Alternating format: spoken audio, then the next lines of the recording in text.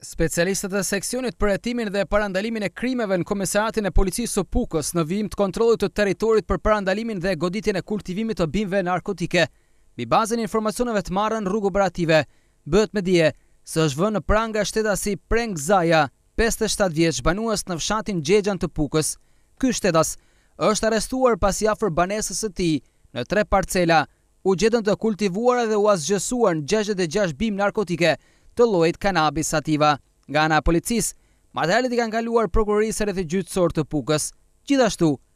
shërbimet e komisariatit të Pukës kanë bërë shpallën në kërkim të 2 shtetasve me inicialet FL dhe FA, përkatësisht 50 vjeç dhe 58 vjeç, njëri banues në fushë Kuqe të Krujës dhe tjetri banues në Mamuras. Sipas policisë, shpallja në kërkim e këtyre shtetasve është bërë pasi gjatë kontrollit të ushtruar nga shërbimet e policisë kundër kultivimit të bimëve narkotike,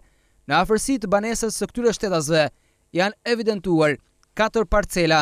me rreth 150 bimë narkotike Cannabis sativa, kurse gjatë kontrollit të ushtruar në banesën e këtij shtetasi u gjetën të sekuestruar në cilësinë e provës materiale dokumentet e identifikimit të 2 shtetasve të lartë përmendur. Gjithashtu, është sekuestruar një qese plastike kubikësh, 11 gram lëndë narkotike e dyshuar si Cannabis sativa në formën e boçës.